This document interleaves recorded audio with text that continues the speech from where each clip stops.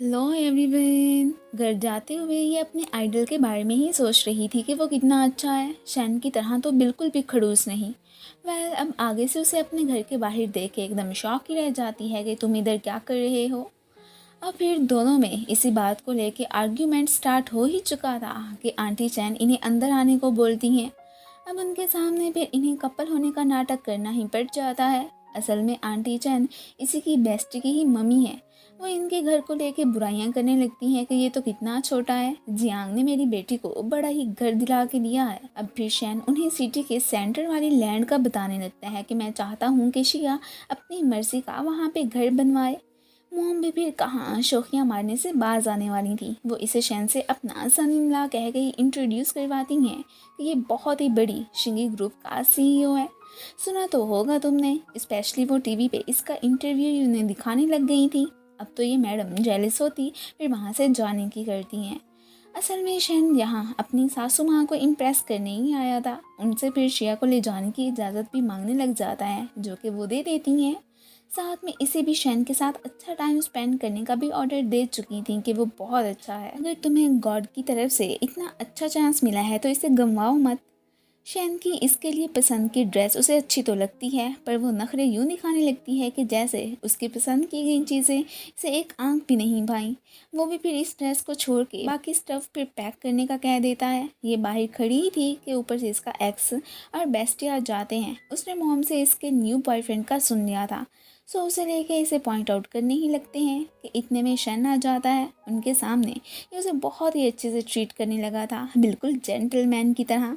ये देख के तो वो फिर बहुत ही चिढ़ते हैं। खैर ये हैरान कि तुम इतने अच्छे से बिहेव क्यों कर रहे हो, तो वो कहता है कि ये मेरा फ़र्ज़ बनता है तुम्हारा ख्याल रखना, और मैं ये भी चाहता हूँ कि जब मुझे तुम्हारी ज़रूरत पड़े तब तुम भी ऐसे ही करो।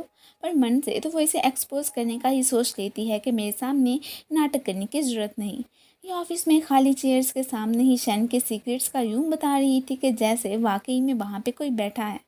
इतने में शैन आ जाता है कि मेरी मीटिंग स्टार्ट होने वाली है। यन का एंकल मुड़ गया था, सो वो नहीं आया। तो क्या तुम मेरी शर्ट के बटन बंद कर दोगी? इसे तो वो बंद करने ही नहीं आ रहे होते, उल्टा इसे कोसने के साथ साथ जो बटन बचे थे वो भी तोड़ देती है। फेंग इन्हें ऐसे देख के एकदम शॉक और फिर कोई बहाना बना के वहाँ से चलता बनता है।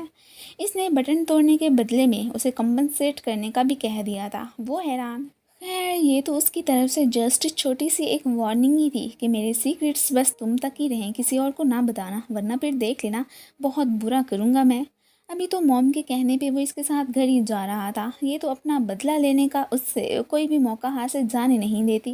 उसे बहुत सारी भारी ड्रिंक्स उठाने के लिए कह देती है कि मेरी मॉम को हेल्प करने वाली सन इन लॉज बहुत ही पसंद है, तो मुझे पता है कि तुम इनकार नहीं करोगे। जाहिर है वो करता भी कैसे, उसे फिर ये सब करना ही पड़ गया था।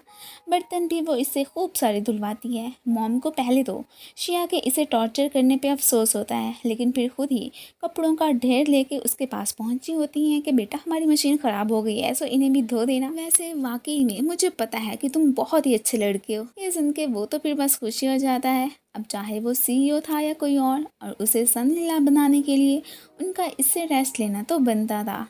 अभी के लिए तो वो शिया को उस पर नजर रखने का कह के खुद वहाँ से जाने लगती हैं।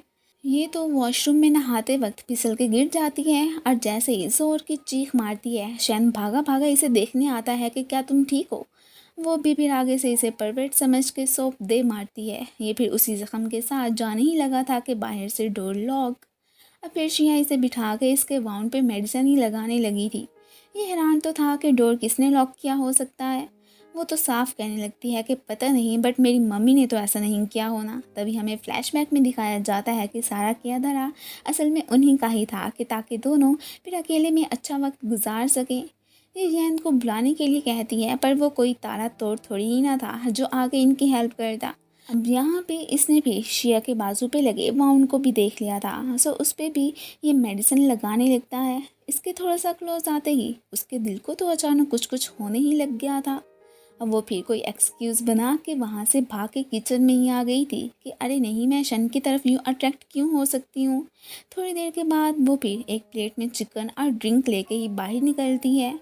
वो बियर को खैर उसे हरगिज़ भी नहीं देने वाली थी कि ये मैं अपने लिए लाई हूँ। इवन कि वो उसका बॉस था, फिर भी उसने उसे देने से इनकार ही कर दिया था। खैर एक गेम खेलने के लिए ज़रूर कहती है जिसका नाम I have and you don't था। ये खेलते खेलते ही उसे पता चलता है कि मिसेस जू इसकी स्टेप मॉम है। माना कि उसके पास बहुत सारा पैसा है लेकिन खुशियाँ कहीं भी नहीं। इसके बचपन में ही एक इलनेस की वजह से इसकी मॉम की डेथ हो गई। मिसेस जू ने कभी भी इसे अपना बेटा माना ही नहीं। इसे जो भी चीज़ें पसंद होती वो इसे इससे दूर कर देती। इसे तो फिर पेंटिंग करना पसंद था, वो भी उन्होंने फाड़ दी। फिर इसे कैट पसंद आई, उसे भी उन्होंने इससे दूर कर दिया। ये सुन के अब शिया को उसके लिए बैड फील होता है। खैर वो भी उसे डैड का बताती है, तुम्हारी मॉम की तरह वो भी इस दुनिया में नहीं रहे, लेकिन इसकी निस्बत वो खुशियों से तो कम से कम ब्लेस्ड थी। अभी तो इस ड्रिंक का आखिरी घूंट फिर उसने शैन को पीने के लिए दे दिया था। सो इसलिए वो जब उसके लिए सॉन्ग सिंग करता है तब तो ये फिर सो ही जाती है। वो भी फिर इसके साथ ही आंखें बंद कर लेता है। ख्वाब में जिसे ये चैंटिंग समझ रही थी वो एक्चुअली में शैन था। इसके साथ ही उसकी आंख खुल जाती है। वो ऑफिस में ही सो रही थी। अभी टेबल पे पड़े एक लव लेटर को देख के शौक के ज़रूर शैन ने ही यहाँ पे रखा होगा। वो भला ऐसे कैसे कर सकता है। वो जब इसे यहाँ पे उसे लौटाने के लिए जाती है तो तब वो हैरान कि ये तो मैंने तुम्हें बिल्कुल भी नहीं दिया। तभी फिर एक एम्प्लॉय से उन्हें पता चलता है कि गलती से उसने ही शिया के टेबल पे रख दिया था। या फिर एम्बैरस वेल ये फिर अब उसे बाहर बुला के यही पूछने लगा था कि आखिर तुम मुझसे इतना ज़्यादा हेट क्यों करती हो, कोई तो रीज़न होगा। और वो फिर ये जानने के लिए उसके इतने क्लोज ही आने लगा था कि ये तो फिर बहुत ही नर्वस हो जाती है और उसे यही कहने लगी थी कि बस मैं तुमसे हेट करती हूँ, इसके बाद भी कोई रीज़न बचा है क्या।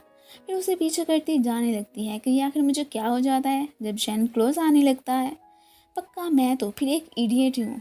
इसने चैन को मैसेज करके बुलाया था, वो भी आ जाता है। ये खुश, इसका ड्रीम उसके साथ पेरिस व्हील पे बैठने का ही था जो कि अब पूरा हो चुका होता है। ईमान के आइस की वजह से वो तो फिर इससे ड्रिंक एक्सचेंज करके पीने भी लग गया था। अब ये तो यही सोच सोच के मन में खुश हो रही होती है, ये तो इनडायरेक्टली किसी हो गई। अब बाहर आके वो फिर से इसे शैन का सीक्रेट बताने के लिए ही कहने लगा था कि देखो मैं जिस प्रोजेक्ट पे काम करना चाहता हूँ ना उसके लिए मुझे शैन के बारे में मालूम होना तो बनता ही है। अभी कॉल आते ही वो जैसे ही साइड पे होता है, इसने भी हिम्मत करके उसे सच बताने का भी सोच लिया था। अब उसके आते ही ये बता देती है कि असल में शैन का सीक्रेट ये है कि वो जिसे भी छूता है उसी के जैसा बन जाता है और उसका क्योर मेरी किस्सी है। अपने सामने एक और शेन चिंग को देख के वो साहब तो एकदम शॉक ही रह जाते हैं।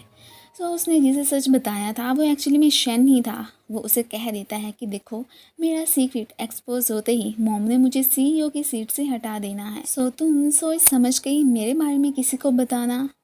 किसी ने भी शैन चिंग के साथ इसकी फ़ोटोज़ क्लिक भी कर ली थी। ये होश में आते ही हैरान कि मैं भला अपने जैसे दूसरे शख्स को कैसे देख सकता हूँ।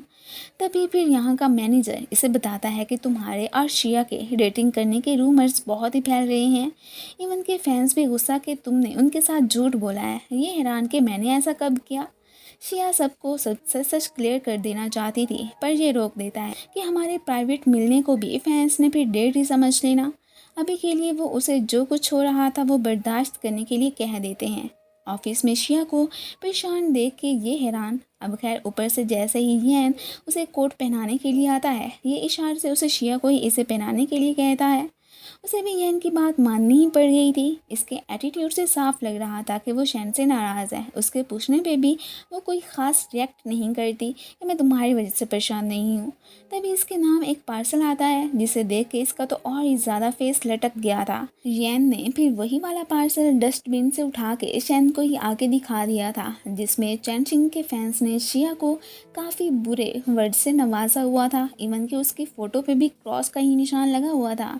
ये बाहर इतने सारे रिपोर्टर्स को देख के सरप्राइज कि ये कहाँ से आ गए और मैं इधर से कहाँ से निकलूं। तभी शैन इसे आड़ों हाथों लेता है। इन सबको असल में उसी ने ही बुलवाया था। अब वो ये बात सबको क्लियर करता है कि शिया चैन चिंग से डेट नहीं कर रही बल्कि वो तो उसकी फियांसी है। इसी के साथ ही वो तो बकायदा उसे रिंग भी पहनाने लगता है। सो यहीं पे ही ये पार्ट ख़त्म हो जाता है। Thanks for watching.